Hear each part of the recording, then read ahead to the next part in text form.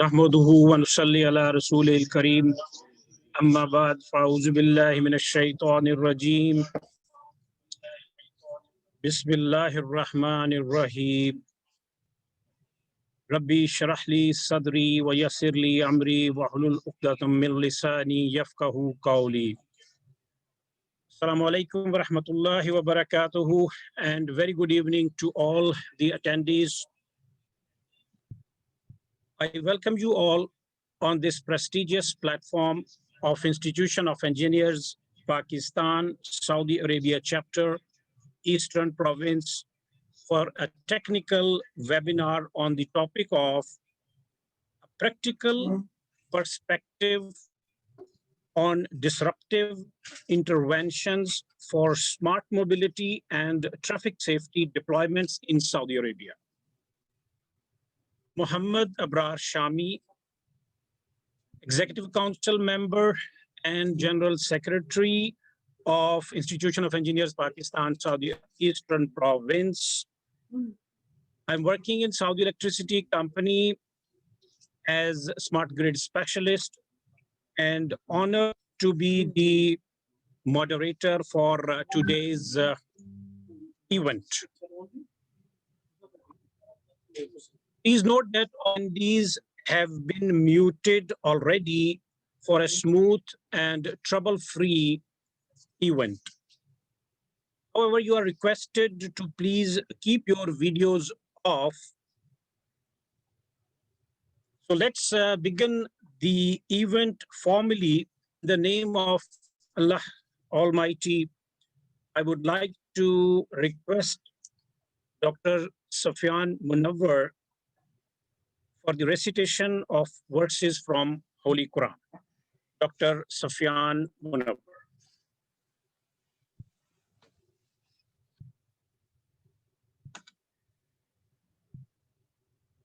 أعوذ بالله من الشيطان الرجيم بسم الله الرحمن الرحيم الله الذي ذرأ لكم البحر لتجري الفلك فيه بأمره الله الذي سلكم البحر لتجري الفلك فيه بأمره ولتبتغوا من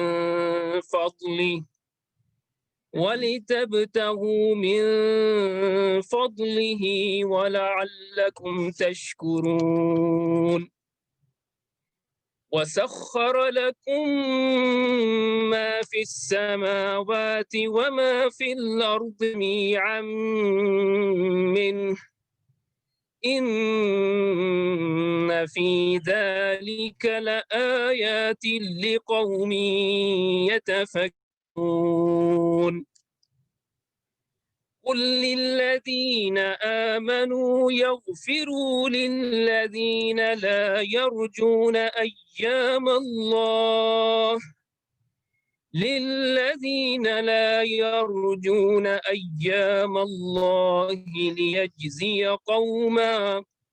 ليجزي قوما بما كانوا يكسبون من عمل صالحا فلنفسه ومن أساء فعليها ثم إلى ربكم ترجعون. Sadaqallahul Azim. In the name of Allah, the most gracious, the most merciful. Allah, it is who subjected to you the ocean so that ships may sail in it by his command, and you may seek his bounty and be grateful to him. He subjected to you everything that the heavens and the earth contain, all from himself. Indeed, there are many signs in this for those who think. O Prophet sallallahu alaihi wasallam, tell the believers to parts of those who do not hear the coming of the evil days from Allah, so that Allah may recompense a group of what they use. Whoever does a good deed, it is for himself, and whoever does the evil will himself bear its burden. Then to your Lord, you all will be returned. Sadaqallahu al-Azim. Dr. Sufyan Munawwar. IEP leaders say that engineers keep on researching, developing, and upgrading their knowledge to construct and reconstruct human needs with a view to improving the living conditions of the mankind. Sharing information about new technologies for multifaceted engineering activities, networking, and assisting engineering graduates for their career development is a passion for IEP-SAC. Now, since its inception, IEP-EP, under the proficient leadership of its founder and former chairman, Engineer Ismat Amin Khwaja, and the current chairman, Engineer Rizwan Ahmed, Alhamdulillah, we have conducted 31 seminars and technical events. This is our 32nd event in this COVID-19 pandemic period. We are obliged to conduct a webinar instead of a seminar. For the interest of the attendees, we shall have a lucky draw at the end of the session. And inshallah, we'll try to make the delivery possible for the prize winner. Thank you very much for listening. Now, without wasting any further time, I would like to call upon a versatile and a dynamic personality in IEP-EP team, a smiling face personality, Engineer Dr. Syed Arshad Raza, to introduce today's worthy speaker, Dr. Syed Arshad Raza, please.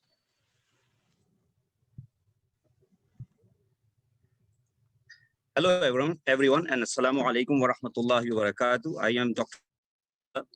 a council member of IEP Eastern Province.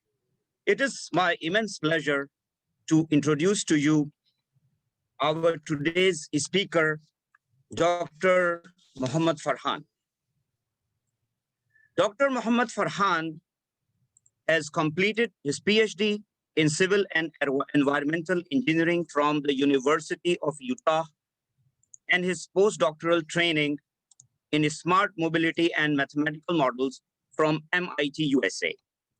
He is currently serving as Saudi Aramco Chair Professor of Smart Mobility and Traffic Safety Research at Imam Abdul Rahman bin Faisal University in Dammam, Saudi Arabia.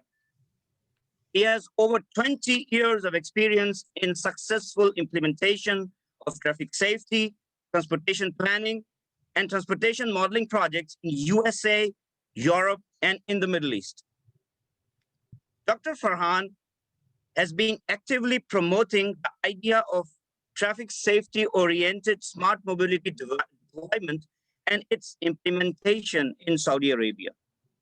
He is also serving as a member Standing Committee on Transportation Demand Management, ABE50 of Transportation Research Board, that is TRP, at National Academy of Sciences in USA. Let us welcome our respected presenter for the technical presentation. Please note that there will be a separate questions and answers session at the end of the presentation.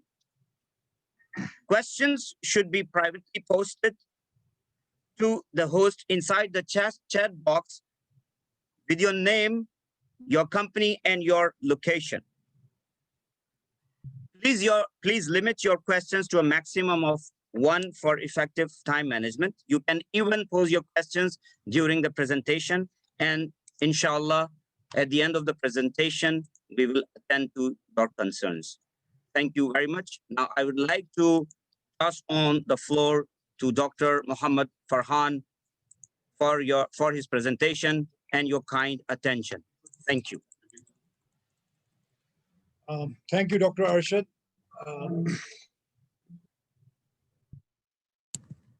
Thank you, Dr. Arshad. Thanks for the introduction. And the topic of today's webinar is very close to my heart because I've been, since the first day I joined Saudi Aramco chair here, we have been diligently working to identify the issues, the critical issues when it comes to traffic safety and smart mobility deployments in Saudi Arabia. Specifically, traffic safety is the topic of interest here because Saudi Arabia is going through a lot of challenges when it comes to safer traffic environment, road safety issues, and in particular, road safety related mortality, road accidents related mortalities. Hence, the topic of this webinar, a practical perspective on disruptive interventions for smart mobility and traffic safety deployments in Saudi Arabia. So, before we go deeper into this, presentation, I would like to give a brief outline of today's webinar, which includes a traffic safety awareness video, first off, so that we could concisely send a message of this webinar, and also the traffic safety chair, which has been working day and night to resolve many traffic safety issues here in Saudi Arabia. Then I would touch upon the background of why this massive effort is being done in Saudi Arabia, and why we are specifically focusing on certain issues. Then I would mention some applied research studies that we have conducted here, including traffic safety education and awareness campaigns, which are run by mutual collaboration of many stakeholders here. In the end, I would talk about, I would go into a little bit deeper into the case study of the Dammam Central Business District, which is of interest because we not only worked on the safety in this area, but also worked on the smart mobility issues, which could be very helpful in mitigating delays related issues, traffic delays related issues. And of course, in the end, we will see how we are totally aligned with the Vision 2030, which has been the main, which has been the core of the digital transformation in Saudi Arabia. So with this, we look into this video first off to see what our core message is. And I hope that the message is taken by heart by all our viewers, and inshallah, all of us would be able to learn so much from this.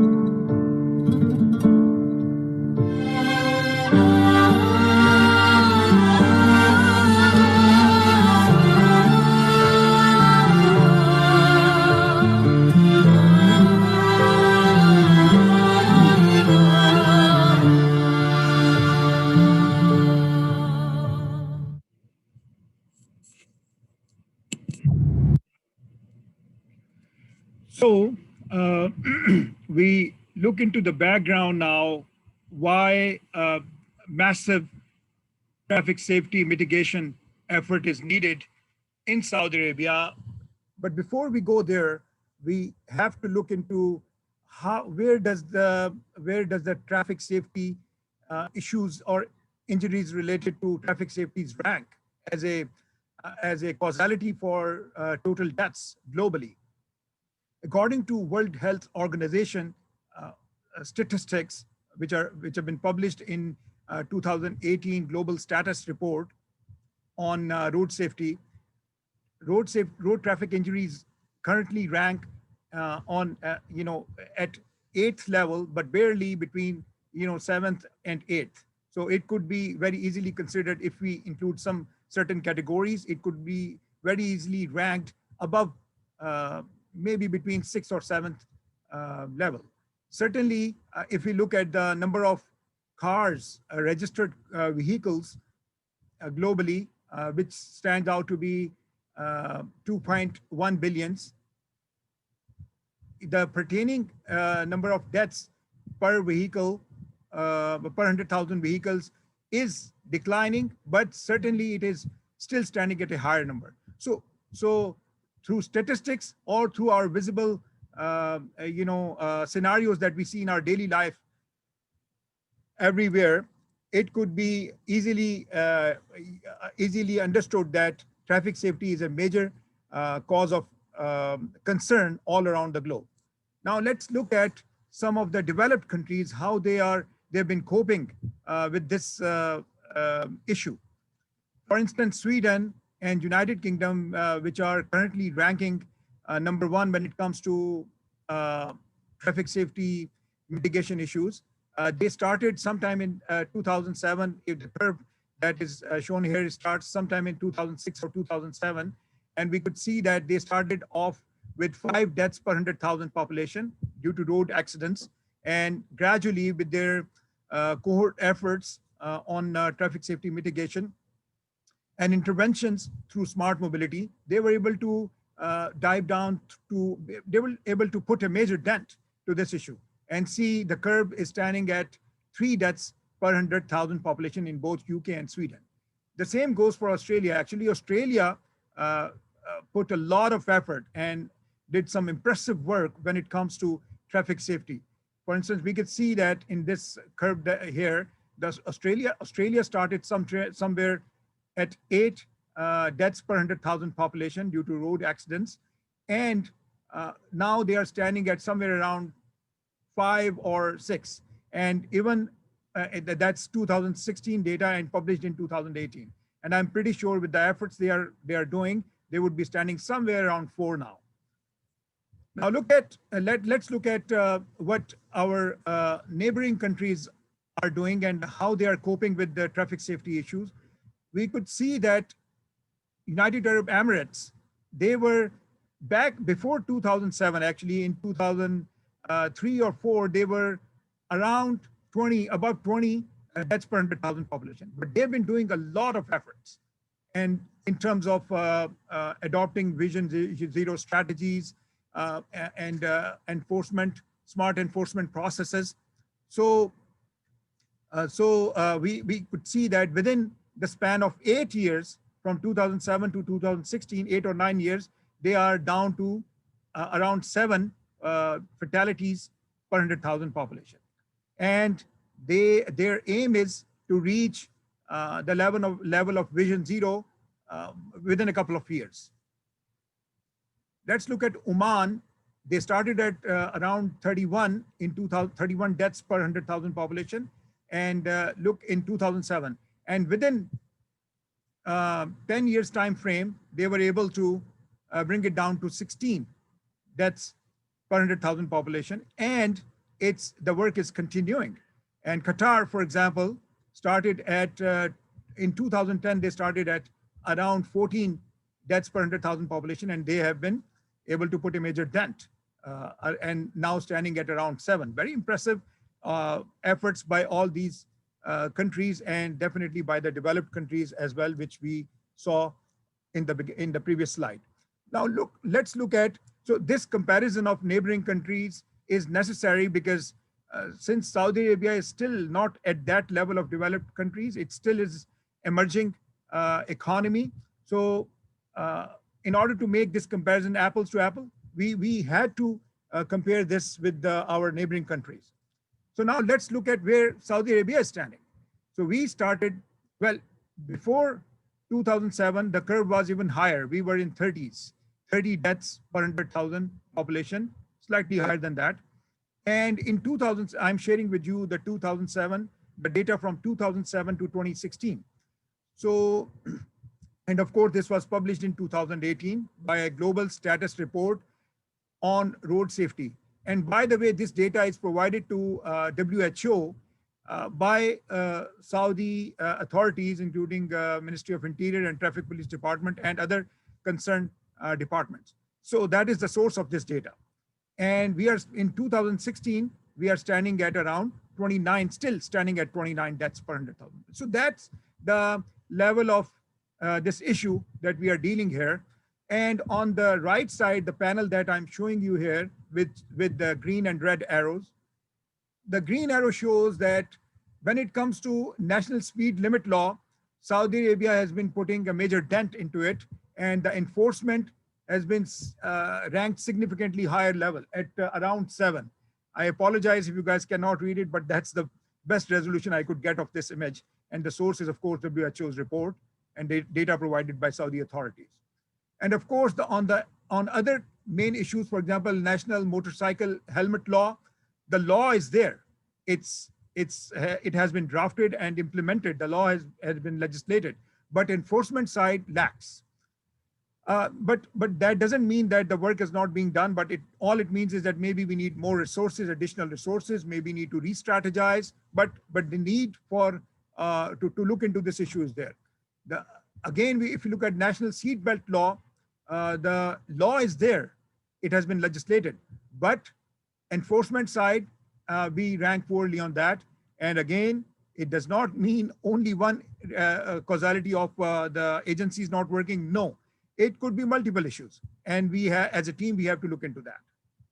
And once again, national child restraint law. And later in next slides, I will share with you some data about this as well, about child restraint. And again, the law is there, but we don't have enforcement. And enforcement does not only mean one agency. I've been saying this again because it could be perceived that way. Enforcement means that a lot of actors have to act together to make it happen. So with this in mind, I will take you to the next step, where what we learned from this. The simple facts which we could digest here include road traffic fatalities in KSA account for 4.7% of all mortalities. Road fatalities in KSA have increased over the last decade from 17.4 to 24. This number was actually reaching 30, but it is 24 per 100,000. And the number touched 28, 29 per 100K in 2016. And now a recent drop in accident fatalities in 2018 has been observed. But look, I will show you this statistics again. Look at the curve in 2009. It dipped and then it got back again. And from 2009 to 2012, it had inclined. So this dip in 2018, which has been reported, we still have to see that if it is declining further or we see a steep incline again. So that's where the state of affairs is. So road accidents in KSA are the main cause of deaths for less than 30 years old. That's one of the major concerns. And later on, I will show you some statistics about this. The rate of RTA caused by road traffic accidents caused by four-wheeled vehicles is among the highest in the world. So that's also an alarming issue. So please keep this in mind when we go further with this, with our statistics. So what do we mean by road accident fatality here? If our listeners or attendees are assuming that the road fatality is somebody dying in the road accident and that ends there, that's a very, that's a skewed perception. If we are all thinking like that, the road fatality, whatever road fatality happens on the road at the spot, on the spot, or in the hospital, it goes well beyond the accident scene. It goes to the families, their welfare, their children lose their parents, in some cases, their father or mother. The breadwinners are lost. And in that, well, although we cannot recover the losses in terms of monetary values, but still, as the state is responsible, the public health or Ministry of Health is responsible of taking care of the accident victims, we must account for what actually happens. So based on the statistics of 2013, we assume that each lost life costs about 3.4 million Saudi riyal in Saudi Arabia. And state lost around 7.5 billion Saudi riyal in 2013 only. And that's a massive figure. And now if you include inflation, and if you look at the 2018 or 19 data, 2020 data is not available, but 2018 or 19 data, this figure is much higher because as we saw, the number is still increasing. So it means that if the number is increasing, the expenditure is increasing. So that's another fact I wanted to share. And now we look into how we got into mitigating traffic safety. Excuse me. So first off, looking all of this, I must say a mess.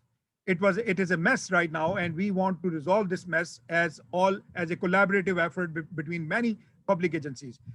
So there was an initiative taken by His Excellency Governor Prince Saud bin Naif of Eastern Province, and this initiative was to establish the Eastern Province Traffic Safety Council. When this council was created, there were 3 executive bodies created with this council. First body was Saudi Traffic Safety Society. Then the second body was a traffic safety signature program that was established in Saudi Aramco. Under this traffic safety signature program, there was another executive body, which was Saudi Aramco Chair for Traffic Safety Research. These 3 bodies were established by Eastern Province Traffic Safety Council under the leadership of Governor, His Excellency Governor Prince Saud bin Naif. Now, these 3 bodies, they work hand in hand with all of these actors or public agencies that I've shown on the right side. This includes, by the way, Ministry of Transport. And when I say Ministry of Transport, that's not Eastern Province only, that's a national scale organization. That's like Federal Highway Administration or Department of Transportation in USA. And Ministry of Interior, which heads Traffic Police Department and Security Police Department, and many other organizations. Then the Ministry of Health, which has all the hospitals under control and many health agencies under control.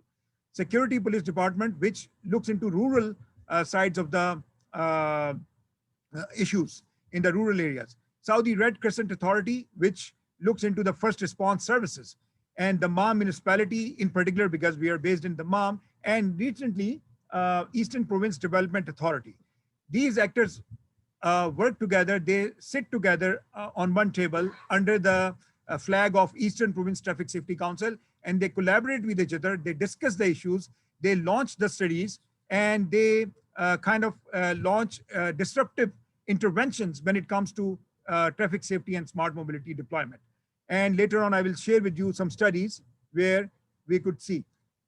Hence, the Saudi Aramco chair was established, as I showed you, that it is a executive arm of Traffic Safety, Eastern Province Traffic Safety Council, under the leadership of His Excellency Governor Prince Saud bin Naif. And once the traffic safety chair was established, these are the timelines of events which happened. This is important to realize that, to understand, because later on the projects I will share, you will have to understand which organization is leading on those. So Saudi Society for Traffic Safety was established in 2011, Saudi Aramco chair in 2013, and then further, we also established Department of Traffic and Transportation Engineering in 2015. What does Saudi Aramco chair typically focus on? Look, there are there are 3 main focus areas. The first focus area is applied scientific research.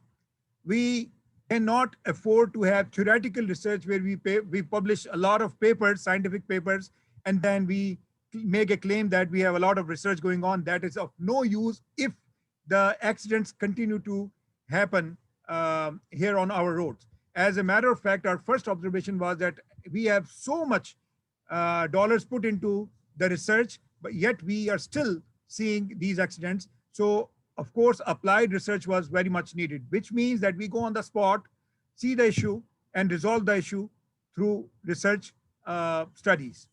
Then this also include organizing scientific research forums where we invite experts for special issues and testbed deployment of advanced technologies. This is all under the umbrella of applied scientific research. Then the second arm of Aramco chair is traffic safety education and awareness campaigns. This is in part done by Saudi Traffic Safety Council, collaboration with Traffic Safety Council and all the actors. This include training and workshops for professionals as well. And as well as we organize Delphi panels and expert panels for practice-ready solutions so that our state agencies here have capacity building process as well. And then we have a platform for public agencies to brainstorm on critical safety issues. For example, we have technical reviews on ongoing studies and technical knowledge transfer. For instance, we will take, we'll hold hand of our municipalities in certain traffic impact studies, in certain technical studies, and take them step by step to make sure that they are following through and getting the best returns on their investments. And then also we serve as engineering consultant free of cost for our stakeholders, where no costs involved. We just go there, help them with their project if the help is needed.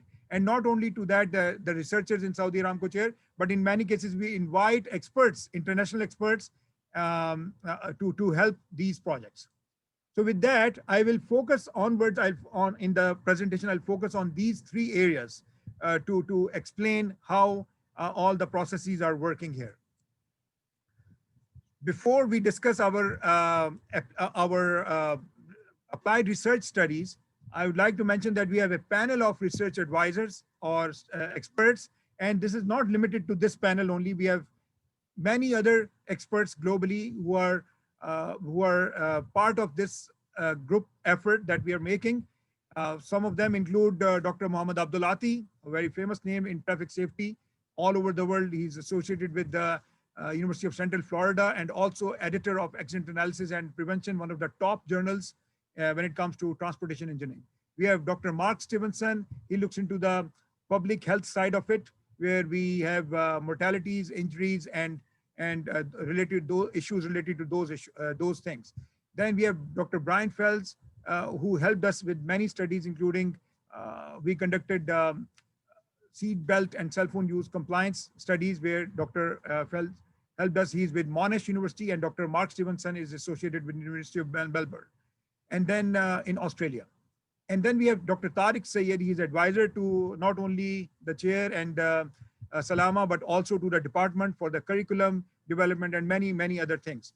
So he is associated with the University of British Columbia, and he's also Canada chair professor for traffic safety, and has been phenomenal, conducting phenomenal studies and efforts when it comes to traffic safety in all over the world, actually. So focus of Saudi Aramco chair for traffic safety research includes critical issues. We identify critical issues. We apply the research. We conduct applied research. We do capacity building, awareness campaigns, and deploy the technologies and test them as a test bed cases for our stakeholders. We conduct safe driver education program. We have common platform for all the public agencies to bring them together. We kind of serve as metropolitan organization in USA, where the MPOs bring all the stakeholders together on one table and resolve long-standing issues or critical issues for the region. So here are some examples of applied research studies. I must mention that these research studies are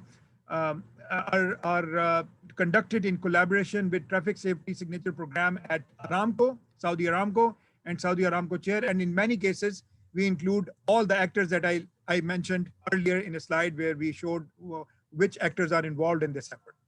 For example, if the study is related to Ministry of Transport, then the stakeholders from there will be involved. If it is related to Ministry of Health, they will be involved. And many times multiple agencies are involved. So here's our first study, assessment of seat belt compliance levels in the Dammam metropolitan area. This study was completed in 2015, and later on, after this is a before study, and we conducted an after study in 2018. The percentages I'm sharing here is from recent study in 2018. The objective was to assess where the compliance levels are when it comes to seat belt and cell phone use. And we also employed, for this study, we employed community survey instrument where we reached out to the drivers and road users at public gathering places like malls and coffee shops and and colleges. And we also conducted in-depth statistical analysis on this data. And the stakeholders were able to focus on awareness campaigns using the outcomes of this result. What were the outcomes? Well, I could name some of you. I have a full 400-page report on that, but I could share some key output. For example, 54%, over 54% of males always wore seat belt, while 40% wore only sometimes. So, and 5.2% never. So imagine 45.2% is under the category of concern where they are sometimes using the seat belt or either not at all. And this percentage was around 46% for female drivers, where they were only using seat belt only sometimes. Look at the compliance rate, for example, driver with driver license. I'll straight go to 3, where over 57% of respondents and 47% of females with license allowed children in the front seat.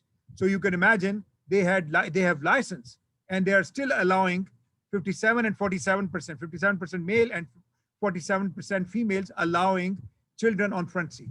Drivers with child in the lap. This was a major concern for us. This is unbelievable.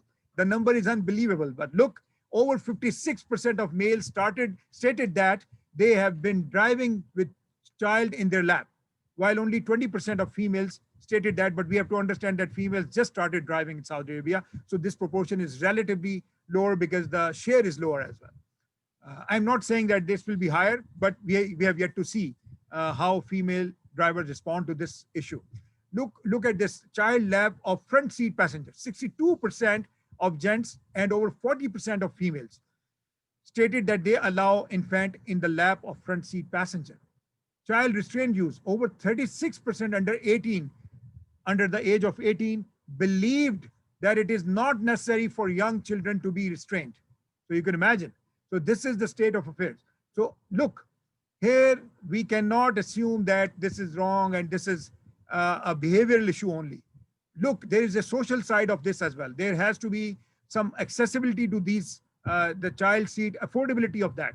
If people can afford it, if they can they have capacity, enough capacity in their cars, all of these issues, and maybe education level. They are coming from different backgrounds. Some are coming from Middle East, some are coming from Asia, South Asia, some are coming from as far as Far East. It's a multicultural society here in Saudi Arabia, and a lot of people are here to work, and of course they bring families, so they have a different driving background, different knowledge. So we cannot look at it from one lens only, that there is a behavior issue. There are a lot of issues here, and we have to address them. So with that, I go to the next study, and I'll be quick here because of the time issue. But if you have any questions, please send those to the chat box, and inshallah, we'll try to address those. We conducted another study on students, on youth, because we were finding that there are issues related to youth. And this study was on college students. We put AVL device in their cars, and we kind of, observed them for about 2 months, and kind of try to observe how they behave. Well, first week they were they behaved as ideal drivers because they knew that the equipment has been installed and they want to behave the best. But then gradually, as the weeks passed by, they started showing their, instead of stated preferences, actual preferences, I must say. And we found that they started doing a lot of speed violations. For example, speeding more than 130 km/h. Then they also had nearly 68% violation was related to speeding. And we also noticed that as the time lapsed and then as they went close to the end of the study, they started behaving normal again. And the graph here shows you, the charts here shows you that number of traffic violations gradually increased. In the first week, they were not, and then gradually it started increasing, and they went to the maximum in the mid-weeks. And interestingly, we observed another phenomena, which we are still trying to understand, and maybe we'll launch another study into that, that we, after 3 months of completing our study, we let the drivers go away and took the equipments off, and but we kept a tap on their violations. And we asked the police department to report any violations that they conduct in the next 3 months. So guess what happened? In February, and we completed our study, and in June, by June 18, we noticed that the violations of that group dropped by half. So this shows that even the smallest level of studies put some impact on behavior, and people start listening to, and they start realizing that this is not right. But then there is another observation that drivers change their behavior temporarily, and then as soon as you remove the enforcement issues, they will start behaving naturally. So enforcement, that is the key here. And I must say that it is not specific to Saudi Arabia. Enforcement has been working all over the world. You name the countries and you see that enforcement works like a charm. It's not that behavior of a certain country driver is unique. It's not like that. It's enforcement works wherever you put into that. Then there is a third study which I would like to discuss, and onwards some studies will be, I will not share as much detail, but these studies are major ones, so I'm sharing the details. Look, this study is one of the most important studies we have conducted. This is regarding the validation of key aspects of road traffic accident mortality data registry in Eastern Province. When we started looking into the data reporting, we found that the reported data is not consistent. For example, if you take the police department's data on mortality, accident mortality, it is different as we compare it to Ministry of Health and as we compare it to Saudi Red Crescent. So that was a dilemma. And then we started looking into this issue, that why these data sets are different and why they are not talking to each other. Guess what? We found, we launched a full-fledged study where we found that the data is not integrated at all, where police department is managing their data on site in their own way, by their own standards, by their own registration numbers, accident record numbers. Ministry of Health is doing their own effort, although very impressive one, but they have manual effort as well. And Red Crescent Authority has their own effort. And it looks like these two departments, even though they were putting a lot of effort, but they were working in silos and they were not talking to each other. And the processes were manual. And we also found another issue, which is kind of related to the entire incident. When an accident happened on the traffic incident happened somewhere on the road, be it injury or death, and then unconscious severe injury accident victim is lying there, and Red Crescent and police department comes there and they pick him up. They take him to the hospital, but before they reach to the hospital, they are unable to explain how this victim is injured and how what his condition is and what the background health data he has to the hospital. They cannot relay any information. So by the time they reach the hospital, the first response staff at the hospital usually is kind of, wonderstruck, and they start from the beginning, from scratch, and now they need at least 30 to 40 minutes to just understand what's going on. And in that time, this is a precious time because every minute is counting, because in some cases the victim is losing blood, in some cases he is unconscious, and if we don't have his health file with the doctors, they will first try to figure out what is his health background. And in that time, we have observed that the victim dies. And if he dies, it is considered death on the spot. So that was a major issue because there is a possible delay at the police end. There's a possible delay at the Saudi Red Crescent end, that when they are transporting the victim, and of course at the emergency end when the victim arrives, they don't have any data on him. So they are scrambling that how to get data on this person, and by that time, this 45 minutes, 40 minutes period, and the victim is gone. So this is an observation that we made, and we have reported this issue, and hopefully things will be improved further. So here is the key finding that we have. So basic health data, we don't have it. When now Saudi Red Crescent is reporting that maybe they have this information, but before 2017 or 18, they had no data. They were just simply transporting the accident victim. The second issue is that the ambulances, we all have noted, there is no signal priority. They would be stuck in the congested road segments, and they would be struggling to find their way to the hospital. You would be surprised to see that, to know that there is probably only one level 1 trauma center in the entire Saudi Arabia, and that is probably in Riyadh. And so that is also one, and we have suggested to the Ministry of Health that these trauma centers should be strategically located. And then last but not the least, that the accident data should be integrated. It should not be in silos. These agencies should be talking to each other. There should be intermediary data, and then that data should be relayed to the final data set. So this study revealed many issues, and I could report only certain, but if some of you guys are interested, we could sit and discuss this at length later on. We have this project is in the case study, which I will discuss later on. It is about the deployment of smart mobility and how we tested the improvement of signal controllers in Dammam, Saudi Arabia. And so I will discuss that in the case study. Then this was the study where we did traffic safety assessment for major travel corridors in the Dammam metropolitan area. We identified 2 major corridors, including the Dammam-Khobar Highway and Abu Hadria, which is GCC, which are 2 major highways. One goes direct to the Dammam airport. The other one connects the Dammam metropolitan area with Kuwait and indirectly to many other countries as well. So we were able to identify many issues, including many repetitive, black spot, recurring, frequently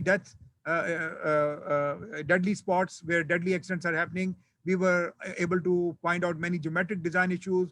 We were able to apply these analyses and suggest the municipalities and Ministry of Transport many suggestions on how to improve these corridors and make them safer. And as part of that, you see that both of these corridors have been improved significantly in last 5 years. We also evaluated crash data, and we made recommendations to improve the crash data, where we found that the crash data, initially when we started the GIS analysis, we found that the data is lying in the Arabian Sea. And we ended up requesting the authorities who were dealing with the data to improve the coordinate system. And then we performed the statistical analysis. We were able to identify the frequent black spots, and then visited those sites with the municipality and Ministry of Transport and fixed the design related issues or behavioral issues in those spots.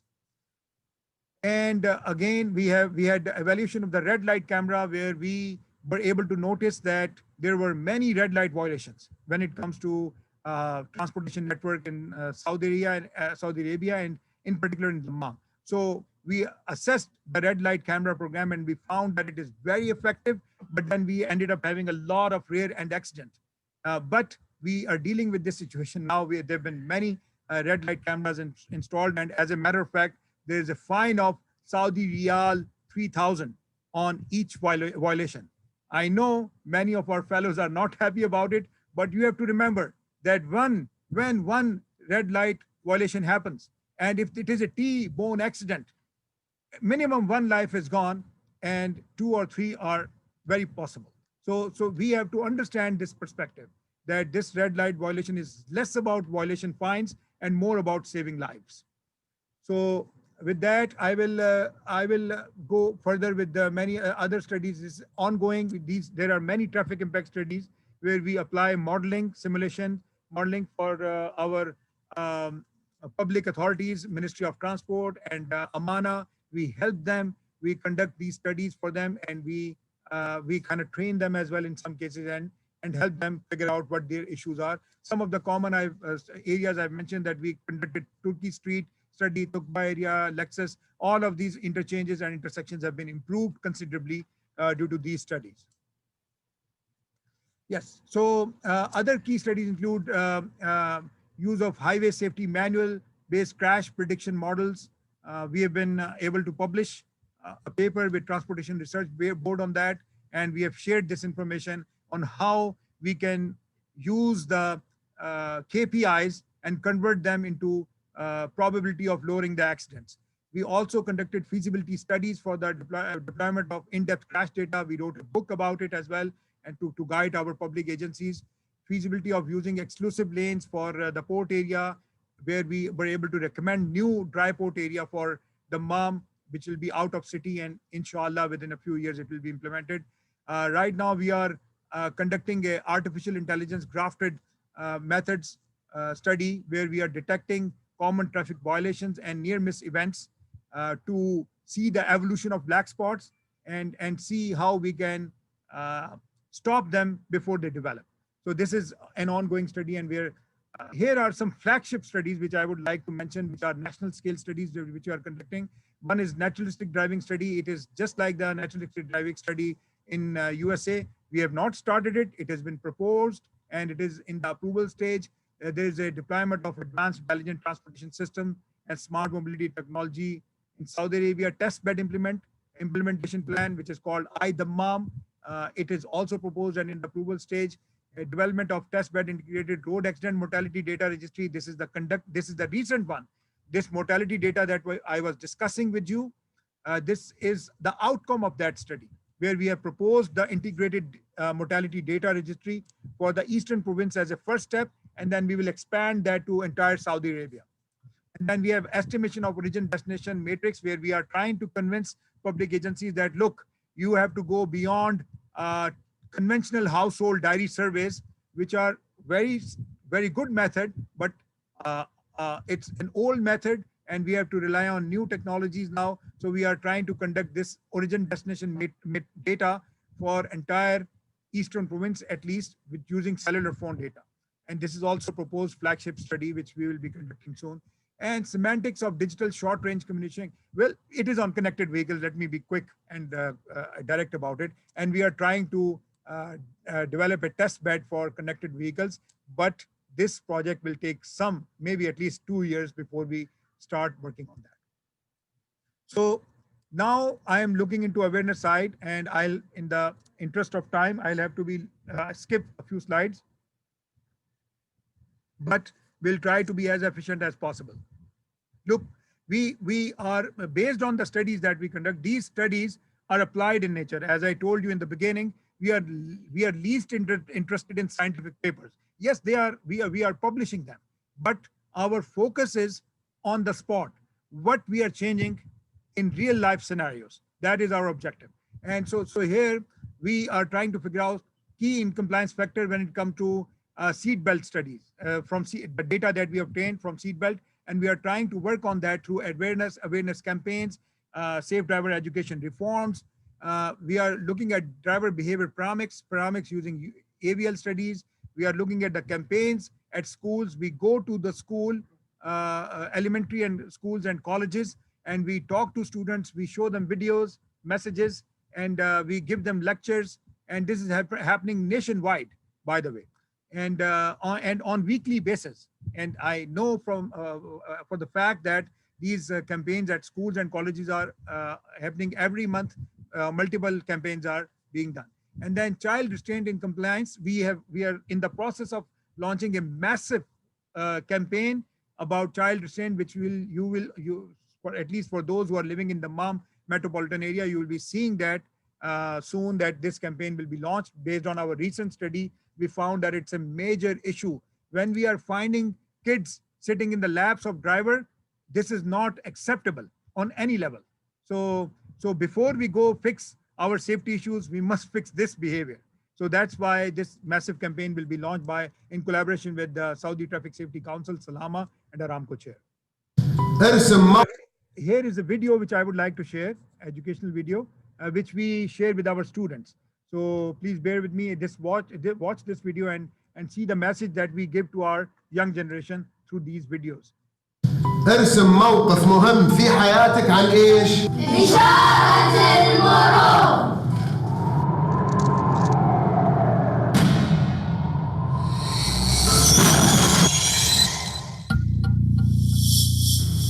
محمد سلامات، ايش فيك زعلان؟ اشوف ورني الرسمه، ورني ايش رسمت.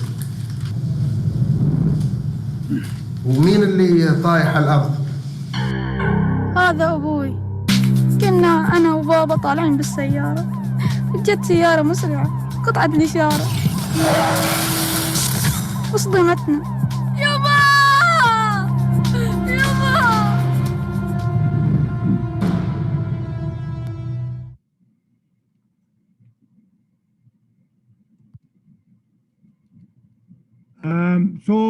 In addition to going to education, colleges and other places, we also were instrumental in establishing first women driving school.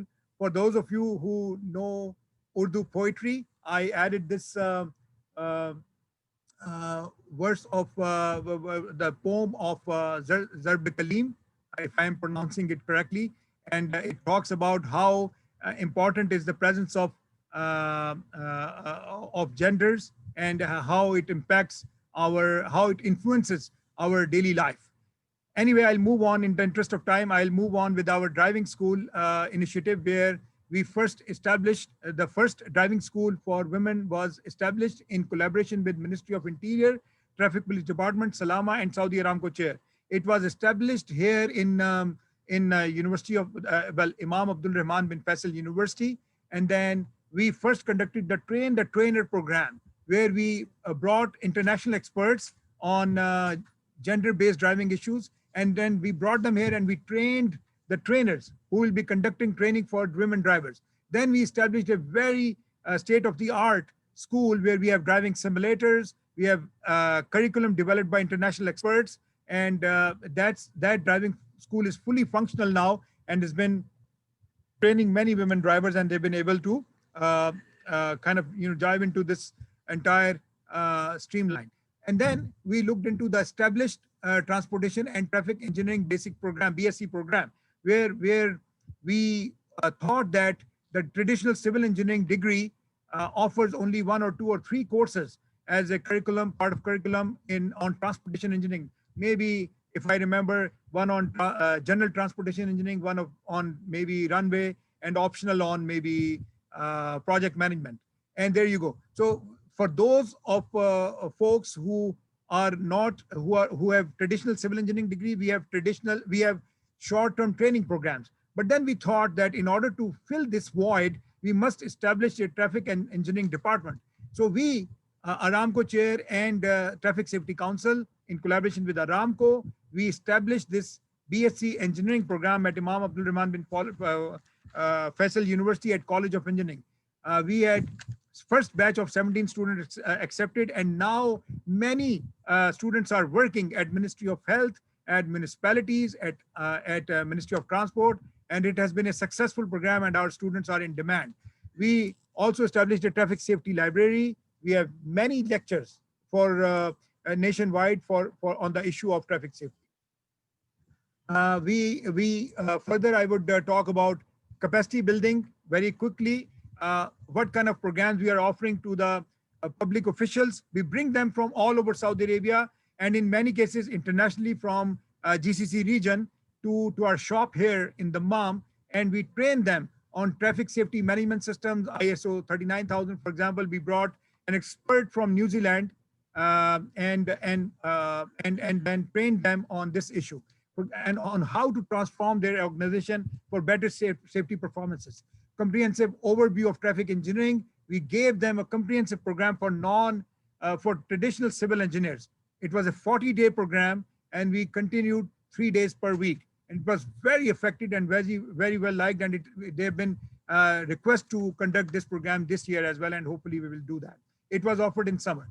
Then we offer transportation modeling and simulation program, and we have certified trainers, including myself, on mathematical models, and we conduct these programs for our engineers and professionals.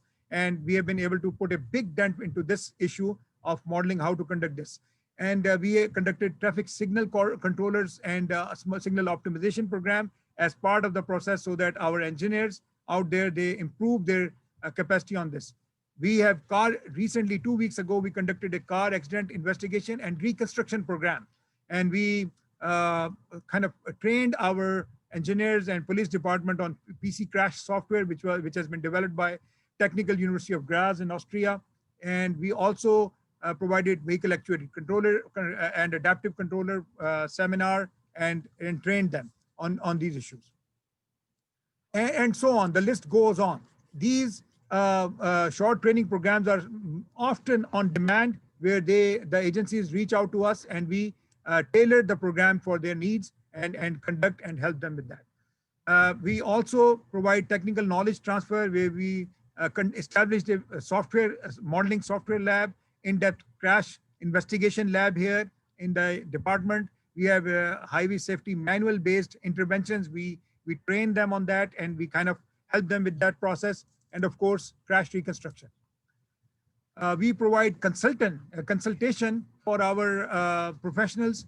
For example, if there is a very complex project, instead of putting a heavy burden on our public agencies, we offer in the form of borrowing help from expensive consultants. We provide expert services to these organizations in the Dammam metropolitan area, in Al-Hassa region, and many regions in Saudi Arabia as well. We have so far conducted, when it comes to traffic safety forums, we have conducted 4 traffic safety forums. These forums are very special because they are an international event, and we bring international experts from all over the world to Saudi Arabia and conduct panel sessions and special sessions on different issues which our agencies are facing, and maybe provide an environment for them to kind of brainstorm the ideas, and maybe opportunity to get consulting help with these experts as well. Recently, we held a 5th international forum, and it was attended by over 500 professionals from all over the world, including many from USA, Europe, and Australia, from all developed countries, experts who have been actively involved in these traffic safety and smart mobility deployment. I will be very quick on case study because I've already taken a lot of time. So I hope that you guys, if you have any questions, please reach out to me in the end, but I'll be very quick.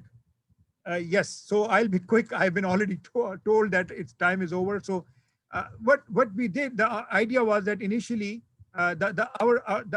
this case study hinges on the fact that all the traffic let me say it this way, most of the traffic signals in the Dammam metropolitan area we observed, where our base is, where our shop is, I must say, are fixed controllers. Now it is not a sin. Fixed signals are okay. They are fine as long as the flow is not variable, it is predictable.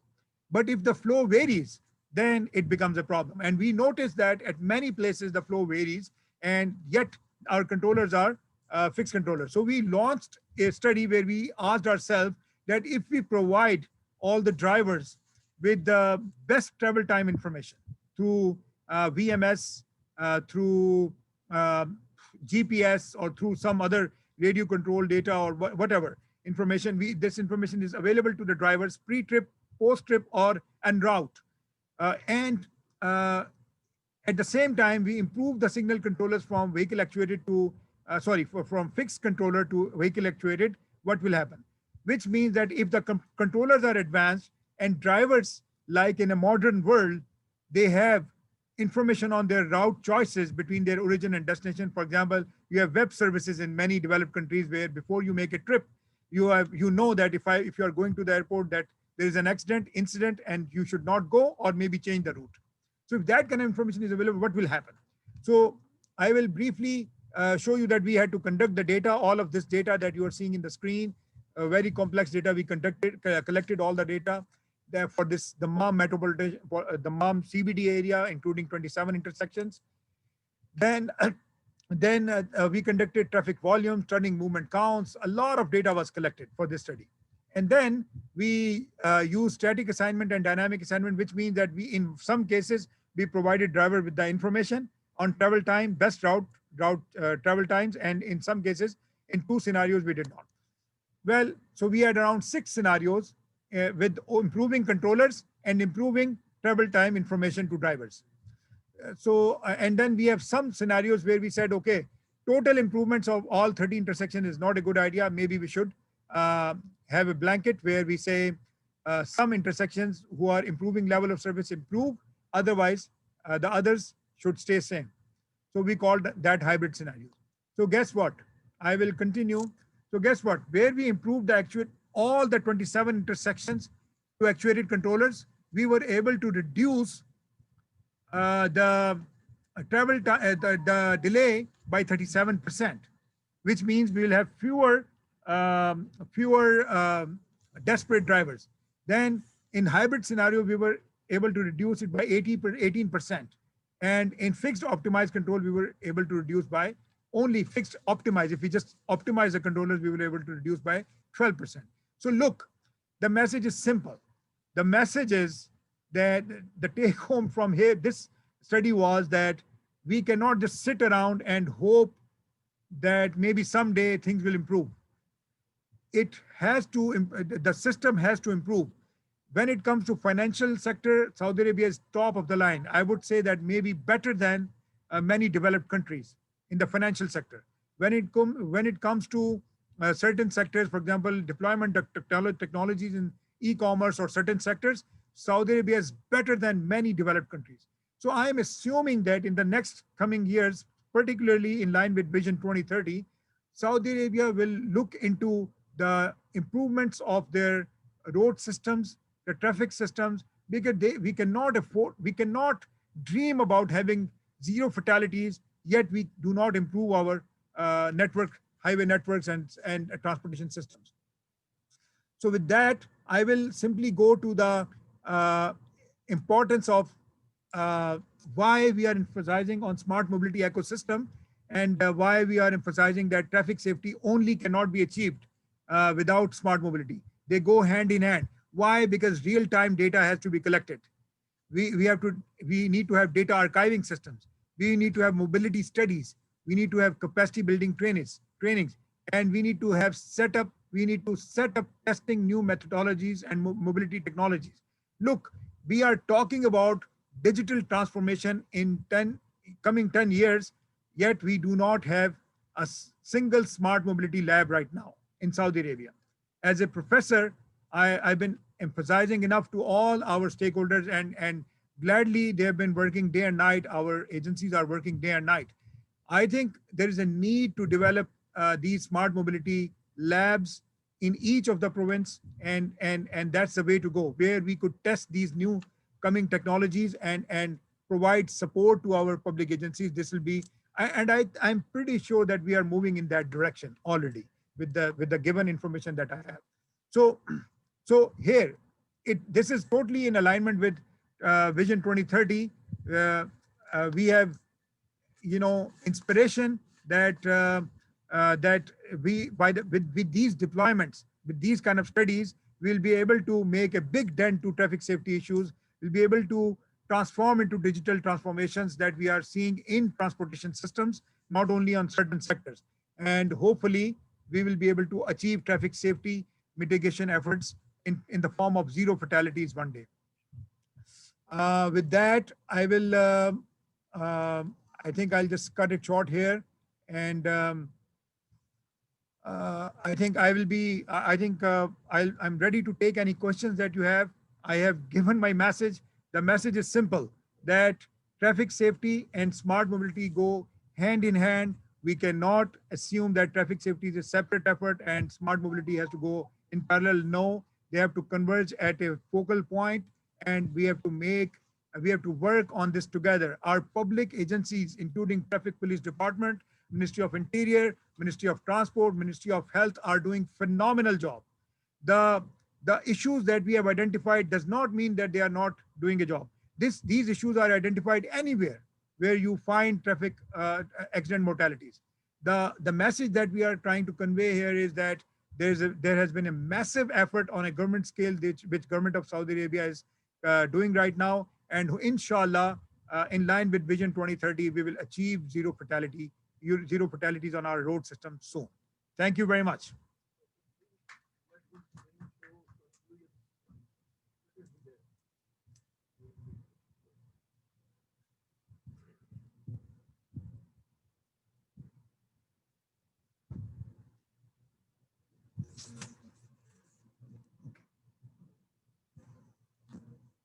I'm unmuting you.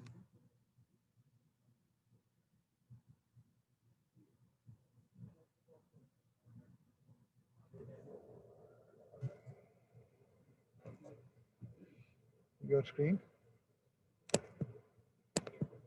I've been asking to unmute you. Yeah, I've been. Okay. Thank you so much, Dr. Farhan, for your informative presentation. We believe that it has served a big learning curve for our audience. Let us proceed to the question and answer sessions. We have received a number of questions from our audience, which shows their interest to the subject, which was being explained by Dr. Farhan in his practical presentation today. Since we have received sometimes, some of the attendants have posed a number of questions. Due to time limitation and for effective time management, we will be limiting ourselves to a couple of questions. If you have got any further concerns, they may be forwarded and discussed with Dr. Farhan via email. So the email of Dr. Farhan has already been shared with you inside the chat box. So kindly make a note of it. We'll go with the first question, which has been posed by Engineer Javed Inam from Canada. He's asking for the statistics of RTA, or road traffic accident, or deaths caused by women drivers in KSA. So do you have any statistics on that, Dr. Farhan? Look, that's a wonderful question. Women drivers just started 2 years ago, rightly so, and they are gradually becoming part of the transportation system. So in Saudi Arabia, so I would suggest that give it some time before we could jump to we can, as researchers, we are not trained to jump to conclusions. We must see the data, we must understand it, we must digest it, and then we could make a statement. And so from that perspective, I would recommend this question has been asked to us, believe me that this question was asked to me after 2 months of women drivers were allowed to drive.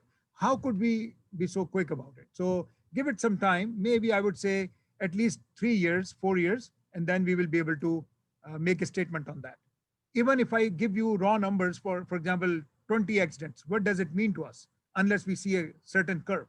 So that's why I would say that let's get some time. But I could certainly tell you with the confidence, I can tell you that women drivers are better drivers than men.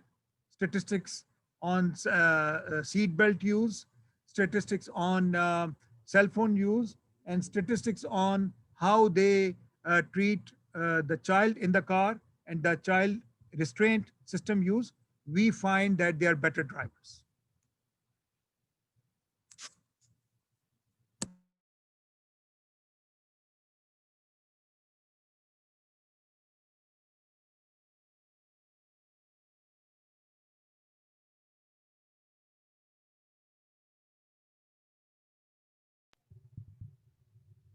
Thank you, Dr. Farhan.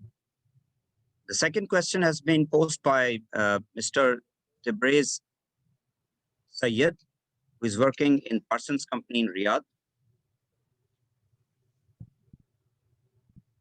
He's asking for drivers' behavior and enforcement issues, how they are being taken care of by the authorities.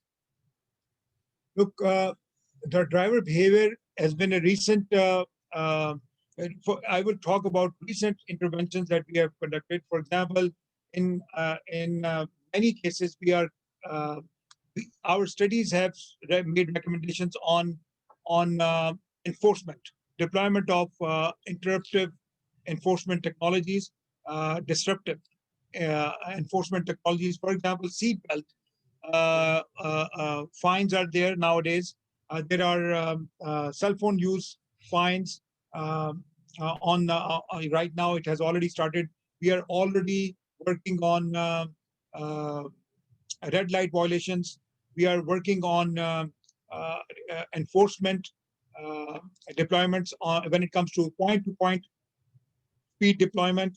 For example, Riyadh Road is a best example in Saudi Arabia, where the enforcement has been deployed in full form, in the form of cameras, and their data is collected, and not only the violations are cited, but also the data is used to understand the driver behavior. That is one aspect of that.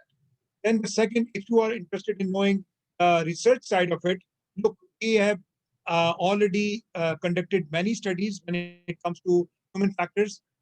This cell phone use and seatbelt study is one example, but one of our flagship study, which is a naturalistic driving study, which for entire Saudi Arabia, we call it SANDS, Saudi Arabian naturalistic driving study. It has been in proposal, and we have submitted the proposal to one of the major donor agency in Saudi Arabia. It's a non-profit agency, and we are in the process of negotiating the terms and all those things. Once it is approved, this will be first ever human factor study launched in GCC countries.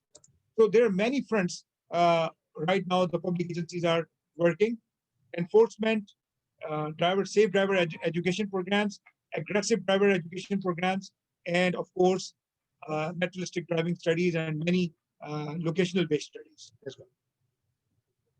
There's one more question by Professor Rafiq Chaudhry, who is specifically talking about or asking about the young driver's behavior. So could you please extend your explanation on this question to young drivers' behavior?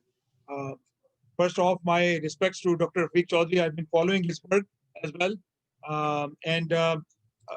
Look, the answer is simple. Out of this, let's assume a 28 deaths per 100,000 population due to road accident. Let's take this number. I know the number is much lower, relatively lower now, but let's take this number. Let's take it as 30, for instance. 30 deaths per 100,000 population. Out of those 30 deaths, 70% are youth. So that means out of 30, 21 to 22 deaths per 100,000 population are youth. So that is the seriousness of the issue. That's one thing. The second is that what we are doing into that. So look, to resolve this issue, repeatedly, the studies that we have conducted, for instance, the seat belt and cell phone use study, they have returned data facts that the drivers under the age of 18 or between the age of 18 to 25 commit many violations, actually a higher number of violations relative to any other drivers. So for that, we have made recommendations. Specifically, we are designing awareness campaigns. We are designing safe driver education programs. We go to colleges now. As I showed you that there are certain videos, I've showed you selected videos, but we have a lot of number of videos that we go and present to our elementary schools, colleges, and youth. We conduct best driver program in Saudi Arabia, and we reward best drivers. And scientifically, as I told you, that as part of the naturalistic driving study, if it is approved, the first set of drivers that will be conducting the naturalistic driving study will be on youth, so young drivers. And the second would be on the freight accidents and freight related issues. So these are some of the efforts, not all. I could not mention all of the efforts, but if Dr. Rafiq Chaudhry, if he contacts me later on after this event, inshallah, I'll be happy to discuss in details and maybe learn a few things from him as well. One of the participants, Saad Sultan, is interested in knowing whether has there been a return on investment on the measures that you have taken so far? Look,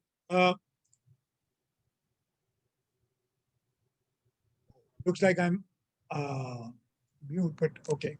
So look, I will be very honest about it. That the curve that I showed you in the beginning in 2016, this curve shows that Saudi Arabia until 2016 was standing at 28 deaths per 100,000 population. But recent numbers that we received are suggesting that we are reaching at 18 per 100,000 population already. We have reached it. But I was very cautious in quoting them because I am a student of science, and as student of science, I have learned to rely on data, consistent data for a certain trend. And I could not just take 2-3 points and say, okay, hurrah, we are there. No. So even though this data has been reported to us, and I am taking it piece by piece, I feel, and recent communication by WHO, a report written by WHO, they have praised our effort, and they have mentioned that it is working, it is going in the right direction. And of course, I will not say that we are flawless. We are learning. It's a continuous process, but we are putting a dent into it, and we are making all our efforts to make sure that we mitigate this issue, and we reach to our goals of lower fatality, number of fatalities due to road accident. So if you ask me, yes, we have returns, not as expected, exactly as expected, but we hope to get more returns as we go further. We are standing at, as we speak, we are in 2020, we are standing at 18 to 20 deaths per 100,000 population. This is decreased from 28 to 18 to 20 deaths. I am hoping in the next 2, 3, 4 years, inshallah, we will be there at 15 or 14, and gradually we will bring it down. There is no magical formula. We have to apply these interventions. We have to learn from them and gradually take it piece by piece. But the most important thing is to understand, to make it a collaborative effort and not pinpoint on any particular agencies. This is all of us together in it, and working together and trying to make a difference.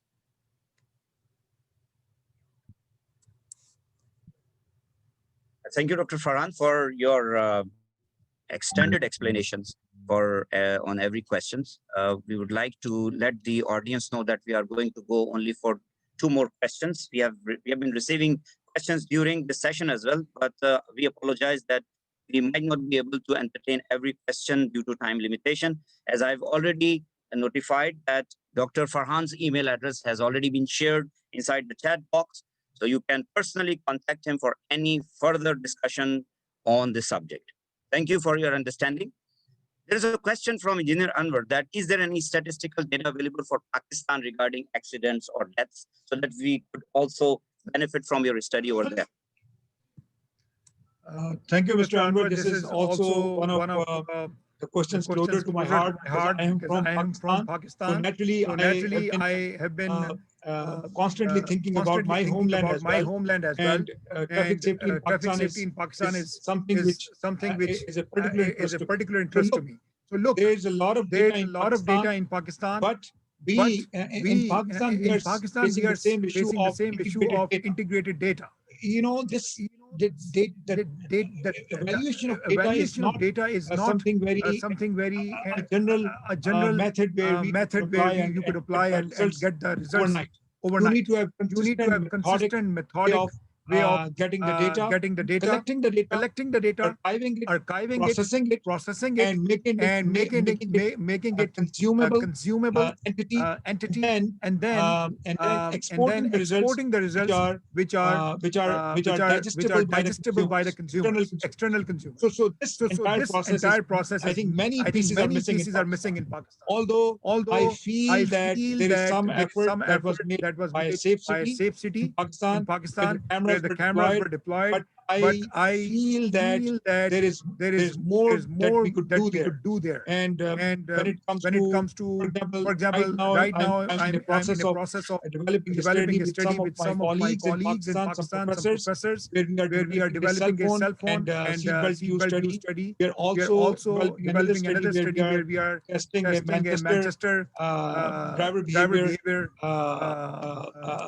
questionnaire instrument and a couple of others. So look, there is a process to follow. I hope the public agencies work together. I know there are a lot of Asian development projects on safety in Pakistan, but there needs to be a consensus among public agencies beyond any political affiliations, that this is a common cause that we have to work together to achieve, because it is not about politics, it is about life. Even one life we save, it is important. So that's why I feel that the data is there, but it has to be integrated, it has to be classified according to international standards, and then it will work. Thank you, Dr. Farhan. Let me tell you that we have been receiving very encouraging comments on your presentation during this session, for which I would like to congratulate you personally from IEP, and also to the entire team for holding this informative presentation. One last question, which is going to be combined with another smart mobility concern. I'm just going to combine two questions together just to pose it quickly. One is very short question, like how much is the safe distance we need to keep our cars from other moving cars so that we may be safe from any sort of accident. The other thing, I'm just going to extend it, that what could be the contribution of drones and electric cars in the safety of road accidents? Thank you. Look, when it comes to safe distance, my father trained me when I was getting training on driving. He gave me a very good guidance on that. When you drive as you are driving three cars. First one ahead of you, the second one behind you, and third one is your car. So that is the rule. So even though you are driving safely, if collectively we don't drive safely, we will not make a difference. Because even if you are a safe driver, if somebody else is not being responsible, then the accident will be there. So to say that what is the safe distance, I would say that well, in terms of seconds, it could be 2 seconds, 3 seconds. It depends on your reflex time. For example, if you are a young guy, your reaction time is around maybe 1 second. If you are a medium-aged guy, it could go around 2-3 seconds. And if you are an old guy, it could go around 4 or 5 seconds. So it varies on driver. But here is something that we all, if all of us work together on that, we drive safe, and we do not try to save time when it comes to our trip and be there in 5 minutes earlier. What difference? The world will not fall apart. The sky would not fall down on Earth and do something crazy if you reach there 5 minutes late, or maybe it's better to save your life. So that's why I would recommend that it totally depends on the driver who is driving, what is the safe distance. The second thing is that what was the second question about the drone and electric cars? Look, the drone when it comes to data collection is superb. There is a lot of data collection effort that is being going on with using drones, and in Saudi Arabia there is some restriction on this, and hopefully with the passage of time, this is of course snapshot in time, and with the passage of time this will change, and I'm very positive that within a year or two we will be using drones to collect the data. when it comes to connected vehicles, that's something quite far in Saudi Arabia right now. If you, that's my honest opinion, and based on the facts I know. Why? Because we need infrastructure, we need test beds, we need, for example, Audi vehicles. They have test beds, they have islands in Germany where they are testing these smart mobility devices and connected vehicles and autonomous vehicles. But I am thinking this way, that let's give a human touch to that and let's not rely so much on technology. After all, we are all human beings and we should not make ourselves a robot where we are taking everything from these connected and autonomous vehicles. So I am assuming that even not even in Saudi Arabia, but all over the world, it needs some time. Connected and autonomous vehicles, connected vehicles, we need a lot of infrastructure in Saudi Arabia before it happens, and all over the world as well. Just like you go to any far-fetched area in Kenya or Tanzania or in Pakistan or in USA or in Guatemala or Peru, you will find a gas station. You will not expect that no gas station is there. But when it comes to this infrastructure in sustainability or perspective, this infrastructure is still not there for connected vehicles, except in developed countries. So this has to be developed first before we go to connected vehicles. Autonomous vehicle is a totally different ball game, and I believe that it will take many years for world to accept those, even though in some developed countries they are still on some level working. But the full autonomous vehicles, we need more time before they are sustainable and they're in the transportation systems. Thank you, Dr. Farhan. It has been a pleasure listening to your informative presentation. That is the end of our session for today. And I would like to give the floor back to Engineer Abrar Shami. He's going to take care of the rest of the session. Thank you. Many thanks, Dr. Syed Arshad Raza and Dr. Muhammad Farhan Butt for an excellent presentation and question answer session. We apologize for a slight delay, or we are overshooting the time, but we will try to wrap up the things in a very quick way. So to go towards the closing part of this webinar, a quote by a diligent man in the IEP fabric, Engineer Rizwan Ahmed. Imagination of engineers determine the need of the human beings. Imagination of engineers determine the need of the human beings, and their vision brings reality to life. It gives me immense pleasure to call upon a man we consider the leader who knows the way, shows the way, and goes the way. IEP-SAC-EP Chairman, Engineer Rizwan Ahmed, for vote of thanks and closing remarks. Engineer Rizwan Ahmed.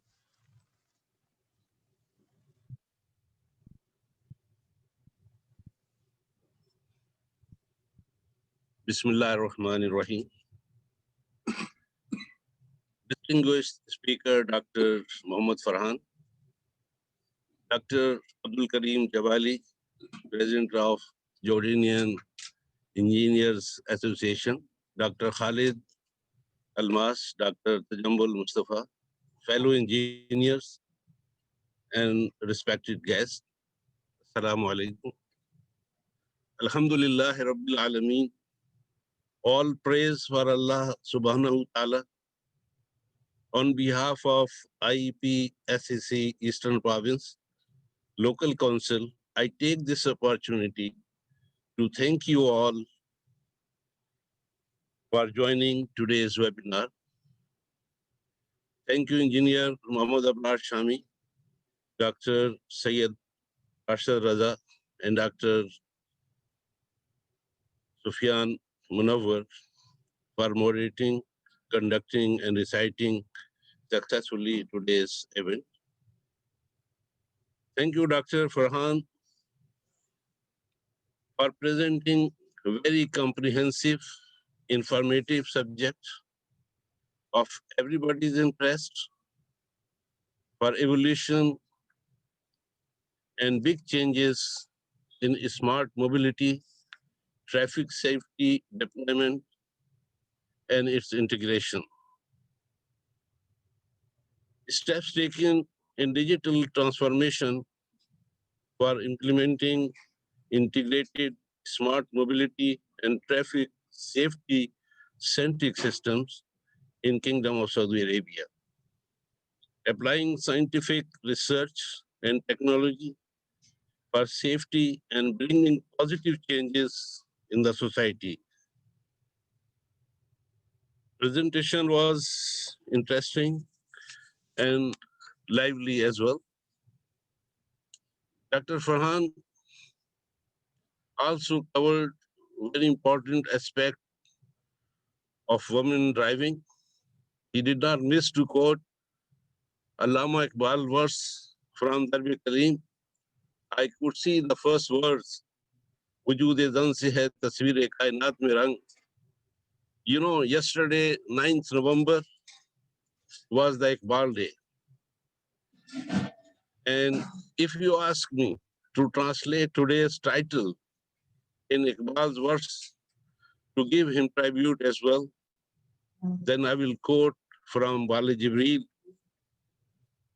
हादसा वो जो अभी पर्दाए अफलाक में है, हादसा वो जो अभी पर्दाए अफलाक में है, अक्स इसका मेरे आईनाए इदराक में है. If we take Aina Idrak, a presentation of Dr. Farhan, then he has reflected very intelligently in his presentation. I would like to thank Dr. Abdul Karim Jabali of Jordanian Engineers Association,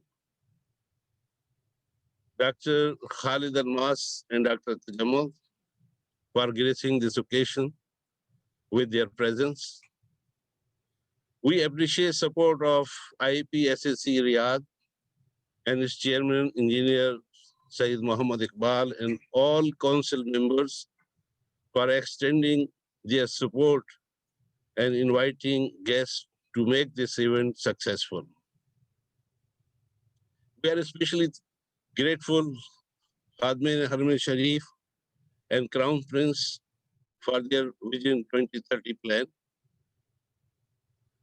With this, my thanking list, my job is done. And we have a tradition to present shield or mementos to the speaker. So I would request Dr. Abdul Karim Jawali to come and please present shield to our speaker, Dr. Muhammad Farhan.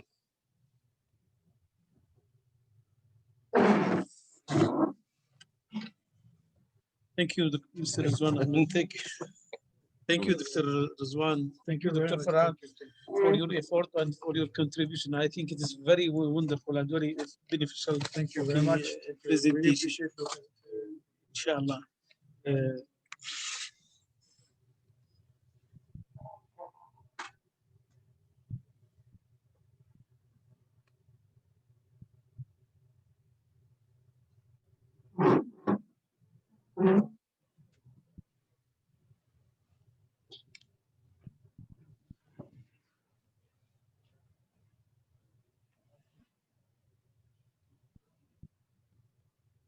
Thank you very much.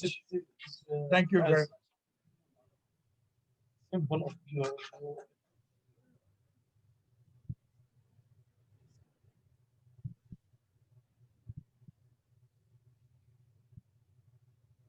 Thank you very much. Thank you very much. Thank you. Thank you. Inshallah also.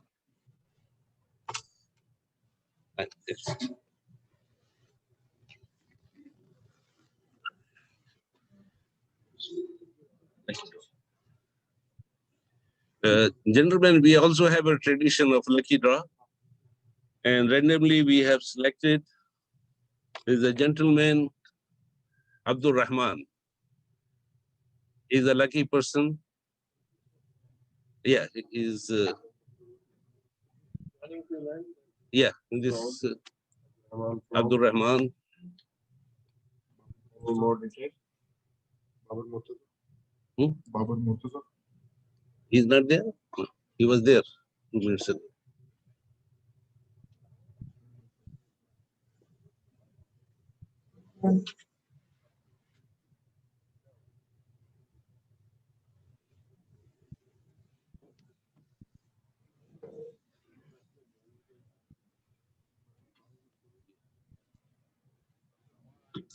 एक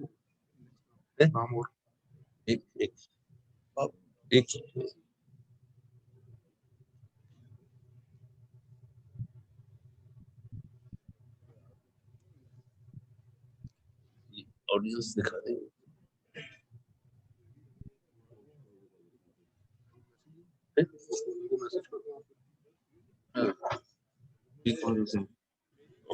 okay, this will contact Abdul Rahman and will deliver his price. You can send you the message. Yeah, so message has been sent. With this, we thank you all once again. And I think this was the last item of our agenda. And should we announce the session is closed? Yeah, thank you very much. And see you in the next webinar.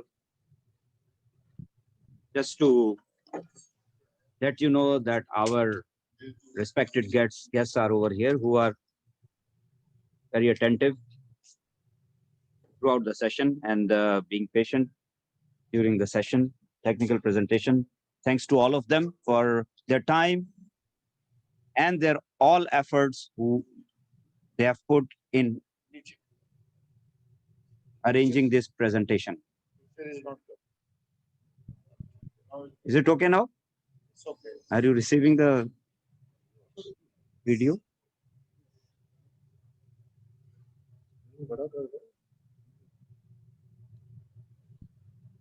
And at the end, Dr. Farhan, thank you so much. Thank you, Mr. Rizwan Ahmed, for guiding us throughout. Thank you.